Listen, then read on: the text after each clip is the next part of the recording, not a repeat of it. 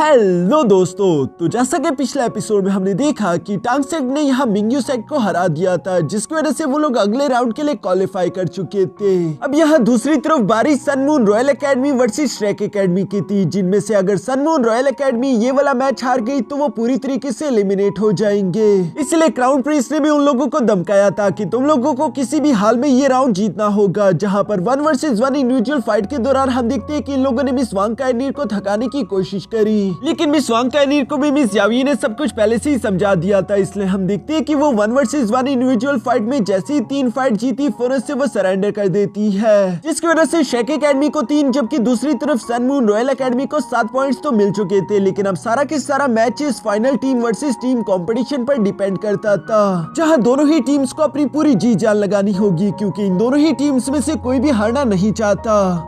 अब आगे तो नेक्स्ट एपिसोड की शुरुआत यहाँ बिल्कुल उसी सीन से शुरू हुई, जहाँ पर हम देखते हैं कि चीफ रेफरी ने इन दोनों ही एकेडमीज के दौरान टीम फाइट को शुरू करवा दिया, जहाँ होंगचेन अपने साथियों को मोटिवेट करने के लिए कहता है कि ये लाइफ एंड डेथ मैच है, तो किसी भी हाल में होल्ड बैक मत करना। अपने कैप्टन की ये बात सुनकर वो वॉरियर्स फौरन से फाइट के लिए तैयार होते हुए तीसी के साथ आगे की तरफ बढ़ने लगे। दूसरी तरफ हम श्रेक एकेडमी के निंग टियान को भी देखते हैं, जिसने अपने ग्लेज पगोडा टावर की एबिलिटी को एक्टिवेट कर लिया, जिसका इस्तेमाल करते हुए अपनी टीममेट्स की स्ट्रेंथ और स्पीड को 5% तक इंक्रीज कर सकता है। यह मिस वांग कायनीर की स्पीड और स्ट्रेंथ जैसी इंक्रीज हुई, वो तीसी के साथ फाइट करने के लिए आगे की तरफ बढ़ने लगी, जो देखकर मिस मिंग मुस्कुराते हुए कहती है कि मैं जानती थी कि सबसे पहले लीड लेने वाली वांग कायनीर ही होगी, लेकिन फिक्र मत करो, मैं तुम्हारे पंख काटने के लिए तैयार हूँ। चलो लांसियो, तुम भी तैयार हो जाओ। मिस मिंग की ये बात सुनकर उसी का टीममेट जिसका नाम लांसियो था, वो फौरन से वहाँ पर एक लेवल 9 के सोल गाइडेंस टूल को एक्टिवेट कर लेता है, जिसे 9 रेजिडेंट्स के नाम से जाना जाता था।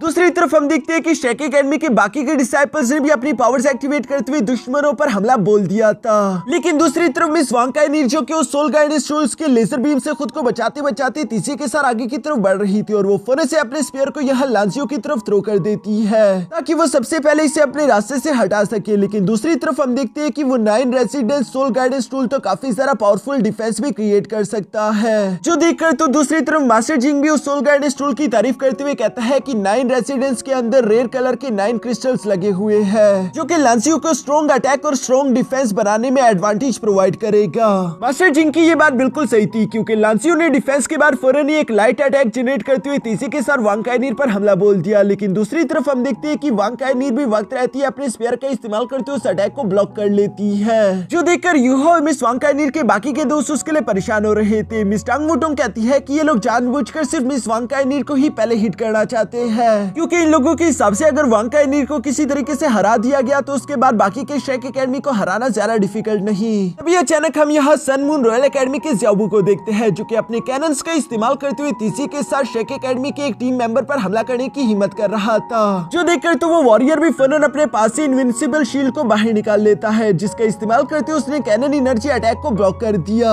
असल में इस लड़की की जिम्मेदारी यही थी कि वो यहाँ रुककर निंग टियान को प्रोटेक्ट करेगा, ताकि वो अपने पगोडा टावर आर्टिफैक्ट का इस्तेमाल करते हुए बाकी लोगों को सपोर्ट प्रोवाइड कर सके। अब यहाँ ये सारी फाइट तो चल ही रही थी, बारी थी आखिरकार होंगचेन की, जहाँ पर हम देखते हैं कि उसने फौरन से अपनी सोल रिंग सब लोगों के सामने एक्टिवेट कर दिए, जहाँ उसके 7 सोल रिंग्स को देखकर तो सबके सभी हैरान हो जाते हैं। किसी को भी यकीन नहीं आ रहा था कि होंगचेन सोल सेंट लेवल पर कब पहुंच गया। इवन कि मिस यावी भी अपने मन में कह रही थी कि श्रेक एकेडमी की पूरी हिस्ट्री में सी गॉड टांग सेंग और साथ ही साथ कुछ गिने चुने वॉरियर्स के अलावा कोई भी सिर्फ 10 साल के अंदर सोल सेंट लेवल पर नहीं पहुंच पाया था। यहाँ दूसरी तरफ अरीना में हम देखते हैं कि श्रेक एकेडमी की वो दोनों ट्विन सिस्टर्स अपने सोल फ्यूजन टेक्निक का इस्तेमाल करते हुए खुद को बालों को किसी तरह से भी इस्तेमाल कर सकती है, जिन्हें वो वेपन की तरह यूज करते हुए यहाँ मिस मिंग पर हमला कर रही थी, ताकि वो वांग कायनीर से दूर रहे। लेकिन मिस मिंग यहाँ पर अपने भाई को आवाज देते हुए कहती है कि होंगचेन चलो अब तुम्हारी बारी, जो सुनकर होंगचेन मुस्कुराते हुए कहता है कि वांग कायनीर असल में बलि का बकरा तुम हो, हम तुम्हारा शिकार किसी भी हाल में करके रहेंगे। जो कहती होंगचेन ने अपने मल्टी सोल गाइडेंस कैनन्स का इस्तेमाल करते हुए फौरन से वांग कायनीर पर हमला करने की कोशिश करी, जो देखकर दूसरी तरफ वो ट्विन सिस्टर भी यहाँ पर मिस मिंग को छोड़ते हुए फौरन से अपनी फ्यूजन स्किल का इस्तेमाल करते हुए होंगचेन के उन अटैक्स को ब्लॉक करने लगे, ताकि वो वांग कायनीर को बचा सके।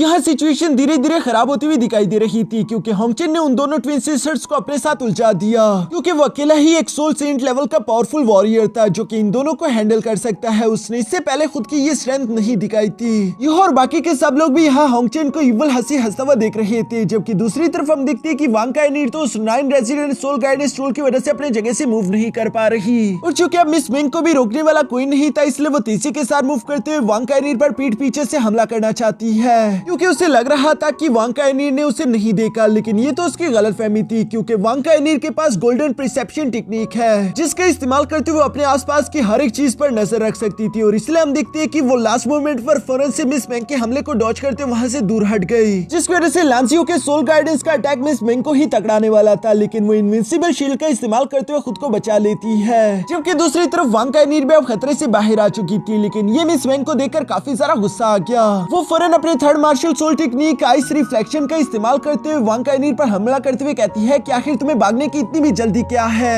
यहाँ उसकी ये कहती है, अचानक से हम देखते हैं कि वांग काइनीर भी उसकी इस जाल में फंस चुकी थी, जहाँ पर हम देखते हैं कि मिस वांग काइनीर के चारों तरफ एक आइस डोमेन क्रिएट हो जाती है, जहाँ जमीन से आइस से बने हुए कुछ मिरर्स भी निकलकर बाहर आ जाते हैं। हम देखते हैं कि मिस मिंग इन मिरर्स को किसी टेलीपोर्टेशन पोर्टल की तरह इस्तेमाल करने लगी। मिस वांग काइनीर को तो समझ ही नहीं आ रहा था कि आखिर अगला हमला कहां से होगा, क्योंकि मिस मिंग की रिफ्लेक्शन हर एक मिरर में दिखाई दे रही है। मिस वांग काइनीर तो यहाँ अपने गोल्डन स्पीयर का इस्तेमाल करते उन मिरर्स को तोड़ने की कोशिश कर रही थी, जबकि दूसरी तरफ मिस मिंग की रफ्तार भी अब पहले से काफी ज्यादा तेज हो चुकी है, क्योंकि मिस मिंग इस आइस रिफ्लेक्शन डोमेन में आसानी से मूव जो कर सकती थी। जबकि सिर्फ यही नहीं, बल्कि हम देखते हैं कि लांसियो ने मिस वांग काइनीर के लिए और ज्यादा मुश्किलें बढ़ा दी, क्योंकि वो अपने 9 रेजिडेंट सोल गाइडेंस टूल्स के अरे को भी वहां पर भेज देता है, जो कि उन मिरर से टकराते हुए लगातार वहां पर यूं ही मूव करते रहे। मिस वांग काइनीर को काफी तेजी के साथ मूव करना पड़ रहा था, क्योंकि अगर उससे एक छोटी सी भी गलती हुई तो वो किसी भी अटैक से जाकर टकरा सकती थी। जबकि साथ ही साथ वहां पर मिस मैंग भी तो मौजूद है, इसलिए हम देखते हैं कि वांग काइनीर को बहुत ही ज्यादा गुस्सा आ गया। वो फौरन अपने गोल्डन ड्रैगन ब्लड थर्स्ट पंच का इस्तेमाल करते हुए उन लेजर बीम्स को तो वहीं पर डिस्ट्रॉय कर देती है, जिसकी वजह से अब पीछे की तरफ सिर्फ मिस मैंग रह चुकी थी। और मिस मैंग लगातार यूं ही तेजी के साथ मूव करते हुए वांग काइनीर को बराबर की टक्कर दे रही है, जो सब ऊपर से इविल सोल चर्च का लीडर भी देख रहा था। इसलिए वो यहाँ पर मास्टर जिंग की तारीफ करते हुए कहता है कि मानना पड़ेगा कि तुम्हारा ग्रैंडसन और तुम्हारी ग्रैंड डॉटर दोनों ही कमाल के हैं। इन दोनों ने तो मुझे इम्प्रेस कर दिया। जिस पर क्राउन प्रिंस जवाब देते हुए कहता है कि हाँ बिल्कुल, लेकिन उम्मीद करता हूँ कि ये लोग आखिर तक टिक पाए, क्योंकि शेक एकेडमी पिछले हजारों साल से कभी भी सोल फाइटिंग कंपटीशन नहीं हारा। इसके बाद सीन शिफ्ट होकर वापस से नीचे अरीना में आ जाता है, जहाँ पर फाइट के दौरान हम देखते हैं कि डाई हुआबिन कैटगर्ल से कह रहा था कि हमें जल्द से जल्द कैप्टन को बचाना होगा, जो सुनकर कैटगर्ल फौरन से यहाँ लांसियो की तरफ बढ़ते हुए अपने नेदर शैडो कनेक्शन टेक्निक का इस्तेमाल करते हुए लांसियो पर हमला कर देती है। लेकिन दूसरी तरफ हम देखते हैं कि लांसियो ने भी लास्ट मोमेंट पर अपनी इनविंसिबल शील्ड एक्टिवेट कर ली थी, क्योंकि वो फिलहाल अपने 9 रेजिडेंट सोल गाइडेंस टूल को यूज कर रहा है और वो अपनी जगह से ज्यादा मूव नहीं कर सकता, जो देखकर दूसरी तरफ कैटगर्ल भी उस इनविंसिबल शील्ड को तोड़ने की कोशिश कर रही थी। पर तभी अचानक वहाँ पर लांसियो का दूसरा टीममेट आ जाता है, जहाँ आते साथ ही उसने कैटगर्ल पर एनर्जी अटैक्स की बौछार कर दी थी। दूसरी तरफ कैटगर्ल भी उन अटैक्स को देखकर थोड़ा सा तो परेशान हो गई, लेकिन इससे पहले कि वो अटैक कैटगर्ल के पास भी पहुंच पाते, तभी अचानक हम देखते हैं कि डाई हुआबिन फौरन से कैटगर्ल को बचाने के लिए वहां सामने आ गया था, जहां पर वो कैटगर्ल के साथ मिलते हुए अपने एक सोल फ्यूजन टेक्निक का इस्तेमाल करता है। इस सोल फ्यूजन टेक्निक का नाम था नेदर व्हाइट टाइगर, जहां पर हम देखते हैं कि कैटगर्ल और व्हाइट टाइगर दोनों की पावर एक दूसरे के साथ कंबाइन हो गई। जो सोल फ्यूजन अटैक सीधा सीधा यहाँ जाओ जिंगान की तरफ ही बढ़ रहा था। जिंगान उसे रोकने के लिए अपनी पूरी जान लगा देता है, लेकिन फिर भी वो इस अटैक को ब्लॉक नहीं कर पाता और इसी अटैक की वजह से हम देखते हैं कि जिंगान उड़ता उड़ता बेहोश होकर जमीन पर जा गिरा। जिंगान के हारे जाने की वजह से अब यहाँ सनमून रॉयल एकेडमी का एक और डिसाइपल भी कम हो चुका था। मिस मिंग जानती थी कि उसे जल्द से जल्द इस फाइट को खत्म करना है, इसलिए हम देखते हैं कि वो अब खुद को होल्ड बैक नहीं करती, बल्कि उसने फौरन से अपने 6 martial soul skills corrosive ice technique का इस्तेमाल करने शुरू कर दिया। जिस कोरोसिव आइस को देखकर तो मास्टर जिंग भी अपने मन में कहते हैं कि इस आइस के अंदर एक बहुत ही खतरनाक पॉइजन है, जिसका इस्तेमाल करते हुए मिस जिंग किसी बड़े से बड़े सोल बीस्ट यानी कि एक डायमंड महमद तक को पैरालाइज कर सकती है। और सिर्फ यही नहीं, बल्कि दूसरी तरफ हम देखते हैं कि लांसियो ने भी अपने 9 रेजिडेंट्स के सारे क्रिस्टल्स की पावर एक साथ कंबाइन करते हुए एक बहुत ही ज्यादा पावरफुल अटैक रेडी कर लिया है। मिस वांग काइनीर देख पा रही थी कि उसकी तरफ 2 बहुत ही ज्यादा डेंजरस अटैक चलते हुए आ रहे थे और उसे किसी तरह भी इन अटैक से बचना होगा, वरना शेक एकेडमी हारी जाएगी। दूसरी तरफ मिस यावी भी अपने मन में यही कह रही थी कि वांग काइनीर तुम्हें सरवाइव करना होगा, क्योंकि तुम ही शेक एकेडमी की टीम सोल हो, तुम्हारे बगैर हमारी टीम नहीं जीत सकती। यहाँ पर ये बात हर एक वॉरियर जानता था, इसलिए हम देख पा रहे थे कि शेक एकेडमी के मेंबर्स अपने कैप्टन को बचाने के लिए किसी भी हद तक जा सकते हैं। हम देखते हैं कि उन्हीं के एक मेंबर ने अपने first and fourth martial soul दोनों टेक्निक को एक साथ इस्तेमाल कर लिया,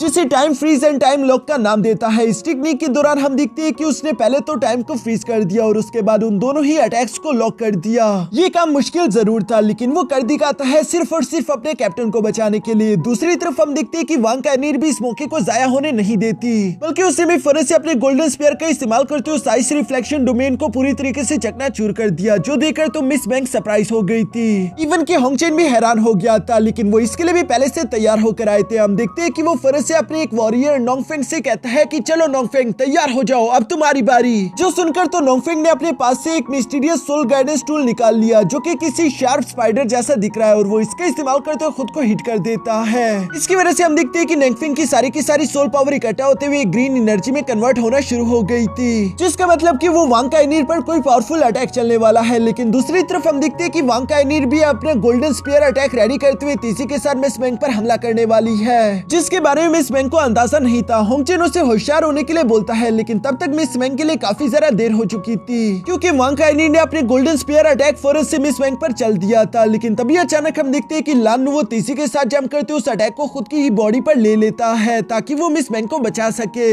ये सब कुछ बहुत ही तेजी के साथ हुआ। इवन कि अब यहाँ वांग काइनीर के पास भी खुद को बचाने का समय नहीं बचा था, क्योंकि नोंगफेंग का भी वो एनर्जी अटैक रेडी हो चुका है, जिसका इस्तेमाल करते हुए वो तेजी के साथ वांग काइनीर पर हमला कर चुका। इवन कि मिस वांग काइनीर को भी एहसास हो गया था कि वो हार जा चुकी है। लेकिन लास्ट मोमेंट पर हम देखते हैं कि डाई हुआ बिन तेजी के साथ जंप करते हुए मिस वांग काइनीर को सामने से हटाकर खुद उस लेजर बीम के सामने आ गया, जिसकी उम्मीद तो किसी ने भी नहीं की थी। सब लोग ये देखकर काफी ज्यादा हैरान हो चुके हैं। कैटगर्ल भी यहाँ इस अटैक से डाई हुआ बिन को टकराता हुआ देखकर जोरों से उसका नाम चिल्लाती है, और इस अटैक की वजह से हम देखते हैं कि डाई हुआ बिन की एज काफी ज्यादा तेजी के साथ बढ़ चुकी थी, वो बूढ़ा हो गया है। जो काम सन मून रॉयल एकेडमी हम इस वांग काइनीर के साथ करना चाहती थी। केटो गुस्सा होते हुए कहते हैं कि इन लोगों ने इंस्टेंटली एजिंग टेक्निक का इस्तेमाल किया, जबकि दूसरी तरफ नोंगफेंग ने इस टेक्निक को परफॉर्म करने के लिए अपनी सारी की सारी सोल पावर एग्जॉस्ट कर दी थी, इसलिए वो बेहोश होते हुए जमीन पर गिर गया। जबकि दूसरी तरफ लांसियो भी यहाँ पर मिस वांग काइनीर के अटैक से टकराने की वजह से हारकर जमीन पर गिर चुका है। अब पीछे की तरफ अरीना में सिर्फ सन मून रॉयल एकेडमी के 3 ही वॉरियर बचे थे, लेकिन वांग काइनीर के गुस्से का पारा हाई हो गया।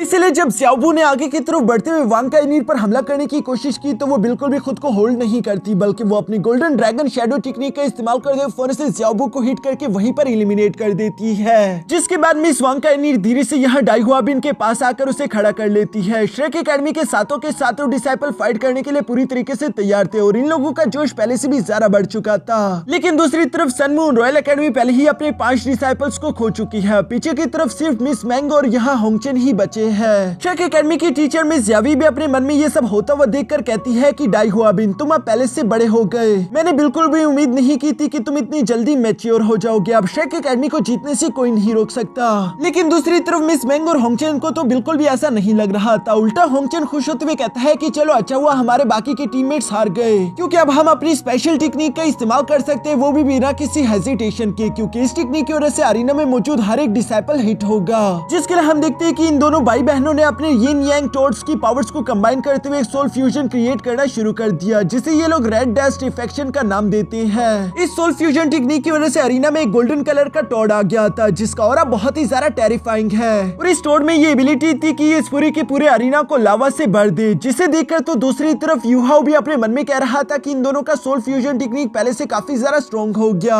यहाँ नीचे की तरफ अरीना में हम देखते हैं कि इन लोगों ने उस लावा वेव का इस्तेमाल करते हुए फौरन से श्रेक एकेडमी की टीम पर हमला करने की कोशिश करी, जो देखकर वांग काइनीर भी अपने गोल्डन स्पीयर का इस्तेमाल करते हुए खुद के और अपने साथियों के आसपास एक बैरियर शील्ड क्रिएट कर देती है। दूसरी तरफ उसके साथी अपनी सोल पावर्स को मिस वांग काइनीर के साथ शेयर कर रहे थे, ताकि वो इस बैरियर को ज्यादा से ज्यादा मेंटेन रख सके और इन लोगों को इस लावा वेव से ज्यादा इफेक्ट ना हो। लेकिन दूसरी तरफ ये सोल फ्यूजन वाला लावा अटैक तो काफी ज्यादा अजीब था, क्योंकि इसमें फ्रीजिंग एबिलिटी भी थी, जिसे मिस बैंक कंट्रोल कर रही है। होंगचेन यहाँ आखिरी दफा वांग काइनीर को वार्निंग देते हुए कहता है कि ये तुम्हारा लास्ट चांस है, हार मान लो, क्योंकि मैं नहीं चाहता कि तुम और तुम्हारे सारे टीममेट्स हम दोनों भाई बहनों के हाथों मारे जाए। जिस पर वांग काइनीर गुस्सा होकर जवाब देते हुए कहती है कि नहीं, ये कभी नहीं होगा, हम कभी भी तुम्हारे सामने सरेंडर नहीं करेंगे। जो सुनकर दूसरी तरफ हम देखते हैं कि होंगचेन ने अपने लावा का इस्तेमाल करते हुए आखिरकार फिर इन पर हमला करना शुरू कर दिया, जो अटैक काफी ज्यादा डेंजरस हो सकते हैं। यहाँ पर मिस टांग वुटोंग तो उसके लिए काफी ज्यादा परेशान हो रही थी, लेकिन यूहाओ उससे जवाब देते हुए कहता है कि फिक्र मत करो,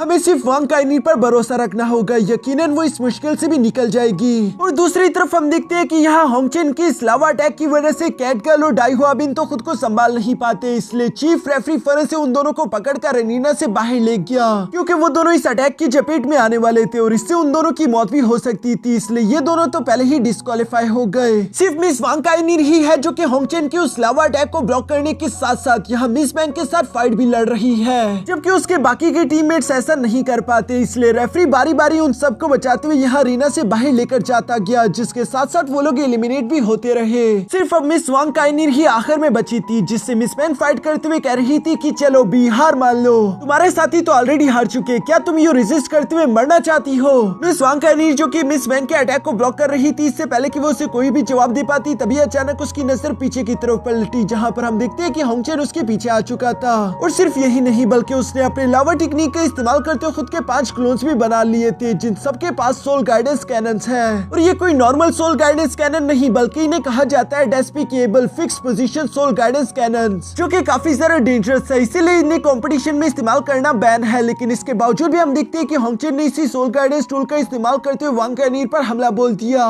ये तो दूर से एनालाइज करते हुए समझ जाता है कि इसने despicable fix position soul guidance cannon ball का इस्तेमाल किया, जो कि इलीगल है। लेकिन अब क्या ही किया जा सकता था, तीर कमान से निकल चुका है। हम देखते हैं कि वो अटैक तेजी के साथ वांग काइनिर की तरफ ही बढ़ रहे थे, जो देखकर तो मास्टर जिंग और क्राउन प्रिंस काफी ज्यादा खुश हो गए। उन्हें लग रहा था कि अब जीत उन्हीं की होगी, जबकि दूसरी तरफ बाकी के सब लोग यहाँ वांग काइनिर के लिए काफी ज्यादा परेशान हो गए थे। मिस बैंक भी इसी मौके का फायदा उठाते हुए तेजी के साथ वहाँ से जंप करते हुए दूर हट गई, ताकि उसे इस ब्लास्ट की वजह से कोई डैमेज ना हो। लेकिन तभी अचानक हम देखते हैं कि मिस वांग काइनिर ने अपने पास से एक न्यू सोल गाइडेंस टूल बाहर निकाल लिया, जो कि न सिर्फ उस अटैक को ब्लॉक करती है बल्कि साथ ही साथ हमें जानने को मिलता है कि इसका नाम है पीकॉक डांस आर्मर, जो कि मिस वांग काइनिर की बॉडी पर फिट हो जाता है। यहाँ पर मिस वांग काइनिर तो इस पीकॉक डांस आर्मर के साथ काफी ज्यादा कूल दिखाई दे रही थी, और हमें जानने को मिलता है कि ये आर्मर यहाँ मिस वांग काइनिर को किसी और ने नहीं बल्कि यूहाओ ने दिया था। उस रात जब मिस वांग काइनिर जाने लगी थी तो यूहाओ ने उसे रोककर कहा था कि मैं जानता हूँ कि सनमून रॉयल एकेडमी जीतने के लिए किसी भी हद तक जा सकता है, इसलिए तुम्हें सावधानी के साथ चलना होगा। मैंने तुम्हारे लिए ये सोल गाइडेंस टूल बनाया जिसे पीकॉक डांस आर्मर कहते हैं, तो इसे ले लो। जिस पर मिस वांग काइनिर ने तो साफ साफ मना कर दिया कि नहीं, मुझे इसकी जरूरत नहीं पड़ेगी, जो सुनकर यूहाओ भी जवाब देते हुए कहता है कि मैं भी यही उम्मीद करता हूँ कि तुम्हें इसकी जरूरत ना पड़े।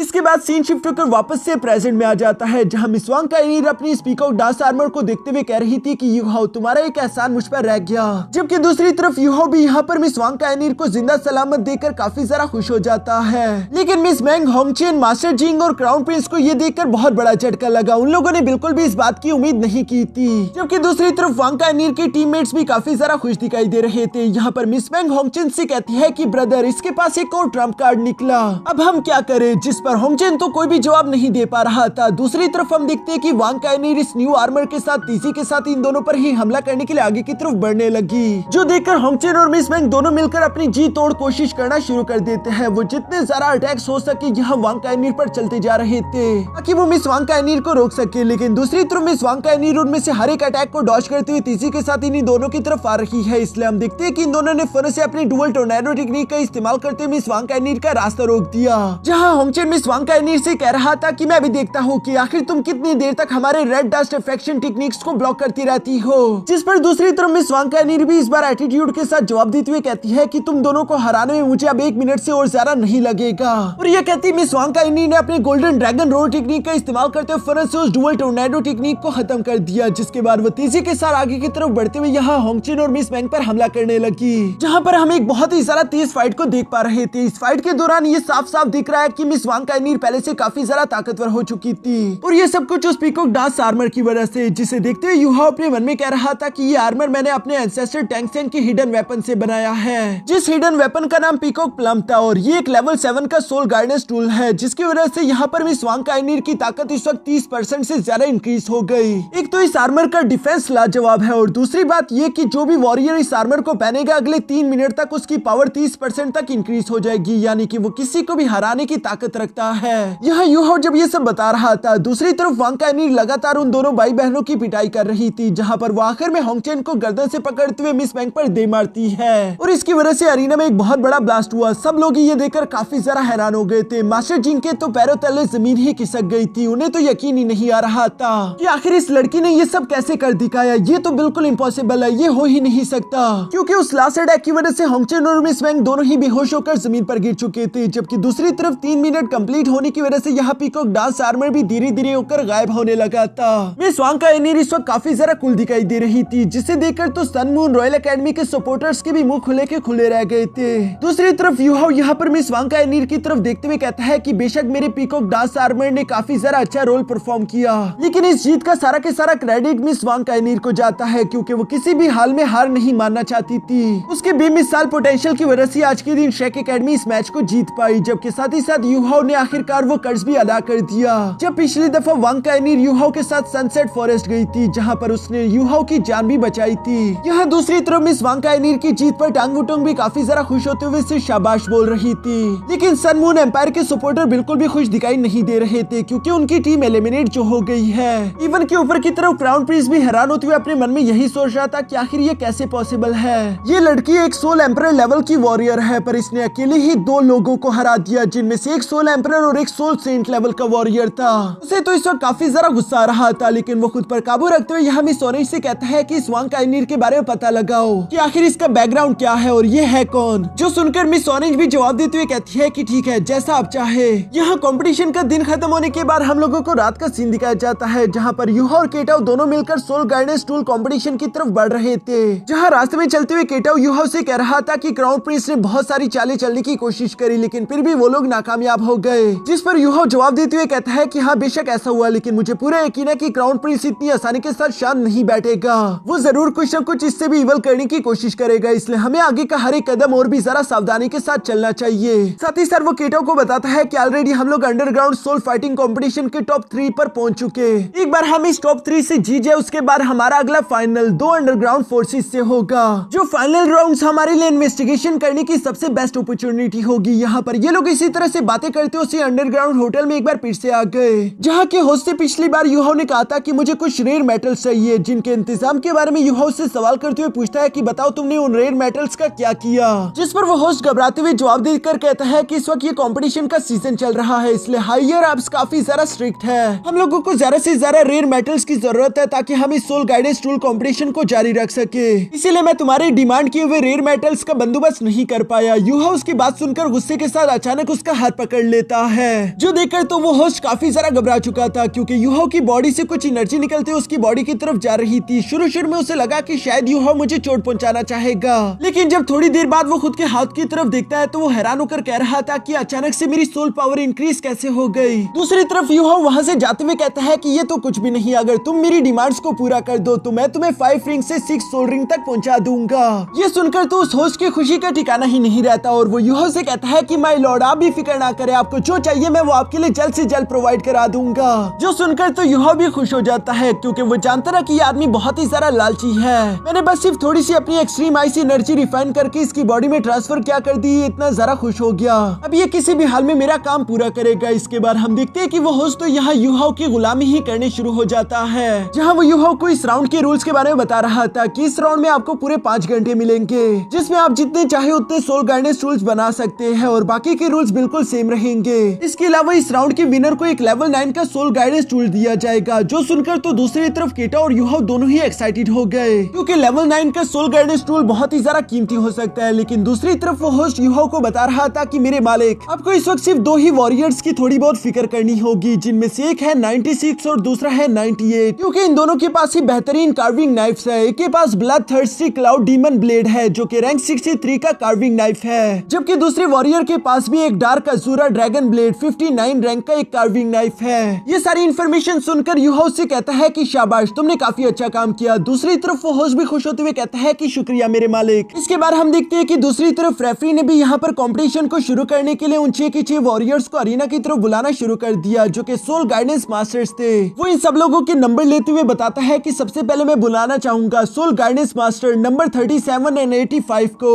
जो कि दोनों ही लेवल 5 के सोल गाइडेंस मास्टर है। दूसरी तरफ यूहाओ ये सब देख रहा था, जिन्हें देखते हुए यूहाओ अपने मन में कह रहा था कि टॉप 6 वॉरियर में से ये दोनों सबसे ज्यादा कमजोर हैं। मैं उन बाकी के दोनों पावरफुल वॉरियर्स को देखना चाहता हूँ। यहाँ पर यूहाओ जब ये सब सोच रहा था तभी अचानक रेफरी ने उसका नंबर ले लिया, नंबर 66, जिसकी तारीफ करते हुए रेफरी कहता है कि सोल गाइडेंस मास्टर नंबर 66 बेशक ये पैरालाइज्ड है, लेकिन फिर भी इस आदमी को कमजोर समझने की गलती मत करना क्योंकि इसने पिछले मैचेस में काफी अच्छा परफॉर्म किया। तुम लोग भी इसे देखकर सरप्राइज हो जाओगे। इसके साथ साथ रेफरी यहाँ पर केटाओ को भी बुलाने के लिए उसका नंबर 88 अनाउंस कर देता है, जिसके बाद आखिरी बारी थी यहाँ पर सोल मास्टर नंबर 98 और 96 की, जो दोनों ही लेवल 6 के सोल गाइडेंस मास्टर थे और अब तक ऐसा कहा जा रहा था कि इन दोनों के सोल गाइडेंस टूल्स कमाल के थे। इसके बाद यहाँ लॉटरी का इस्तेमाल किया जाता है ताकि पता लग सके कि कौन कौन सा वॉरियर किसके खिलाफ फाइट करेगा, जिसमें केटो के सामने तो एक कमजोर वॉरियर आ गया, लेकिन दूसरी तरफ युहाओ के सामने यही नंबर 98 वाला सोल गाइडेंस मास्टर आ जाता है, जिसके पास डार्क अज़ूरा ड्रैगन कार्विंग नाइफ था। इसीलिए वो यहाँ युहाओ के सामने काफी ज्यादा उछल रहा था, जिस पर युहाओ से जवाब देते हुए कहता है कि सिर्फ एक बेकार सोल गाइडेंस मास्टर ही अपने कार्विंग नाइफ पर डिपेंड होता है, बेहतरीन सोल गाइडेंस मास्टर को तो अच्छे कार्विंग नाइफ की कोई जरूरत नहीं। ये सुनकर तो उस वॉरियर को काफी ज्यादा गुस्सा आ गया था। तभी अचानक युहाओ से कहता है कि क्या तुम मुझसे शर्त लगाना चाहोगे, जो भी वॉरियर इस कंपटीशन में जीतेगा वो दूसरे का कार्विंग नाइफ छीन सकता है, जिस पर वो वॉरियर सवाल करते हुए कहता है कि पहले मुझे अपना कार्विंग नाइफ तो दिखाओ। तभी अचानक हम देखते हैं कि युहाओ ने अपने guardian of life carving knife forest से बाहर निकाल लिया, जिसकी लाइफ फोर्स काफी ज्यादा स्ट्रॉन्ग दिखाई दे रही थी। इसलिए वो वॉरियर अपने मन में सोच रहा था कि क्यों ना मैं इस लड़की की ये शर्त एक्सेप्ट कर लूं, क्योंकि अगर मैंने इसे हराकर इसका ये कार्विंग नाइफ हासिल कर लिया तो मैं इसे अपने ही कार्विंग नाइफ के लिए सेक्रीफाइस कर सकता हूँ, जिसकी वजह से मेरा डार्क अज़ूरा ड्रैगन ब्लेड का रैंक और भी ज्यादा हाई हो जाएगा। ये सारी खुशफहमियां रखते हुए आखिरकार वो वॉरियर यहाँ युहाओ की शर्त को एक्सेप्ट कर लेता है, जिसके बाद हम देखते हैं कि रेफरी ने भी इन लोगों का मैच शुरू करवा दिया और यहाँ इसी के साथ हमारा ये एपिसोड यहीं पर खत्म हो जाता है।